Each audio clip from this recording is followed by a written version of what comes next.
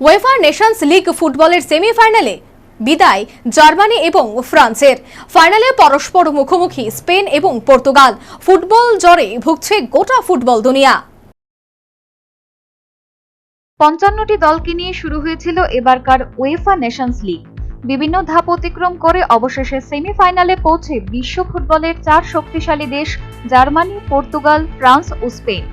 এর মধ্যে প্রথম সেমিফাইনাল অনুষ্ঠিত হয় জার্মানি ও পর্তুগালের মধ্যে। হাড্ডাহাড্ডি লড়াইয়ে পর্তুগাল ২-১ গোলের ব্যবধানে শক্তিশালী জার্মানিকে হারিয়ে ফাইনালে টিকিট কেটে নেয়। অন্যদিকে দ্বিতীয় সেমিফাইনালের ফলাফল ছিল রোমাঞ্চকর। ৫৫ মিনিটে 4 গোলে এগিয়ে যাওয়া। এই পর্বে মনে হয়েছিল উয়েফা নেশনস লিগে সহজেই ফ্রান্সের বাধা টপকাবে স্পেন। তবে বৃহস্পতিবার জার্মানির স্টুটগার্টে এক অবিশ্বাস্য লড়াইয়ের সাক্ষী থাকলেন ফুটবল অনুরাগীরা। ম্যাচে দুরন্ত লড়াই সত্ত্বেও হারতে হলো দিদিয়ের দেশ ব্রিগেডকে। নেশনস লিগের সেমিফাইনালে ৫-৪ ব্যবধানে জিতে ফাইনালের টিকিট নিশ্চিত করল স্পেন। পক্ষান্তরে ফাইনালের আগে রক্ষণের পারফরম্যান্স বেশ চিন্তায় রাখবে স্পেন কোচ লুইস ডে লা ফুয়েন্তেকে।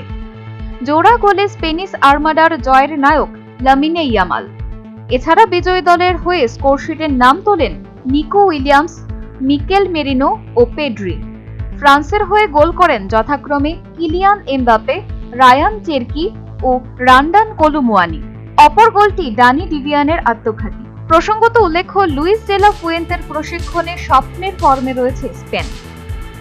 দলে এক ঝাঁক তরুণ ফুটবলার নিয়ে একের পর এক সাফল্যের সিঁড়ি চড়ছে 2010-এর বিশ্ব চ্যাম্পিয়নরা।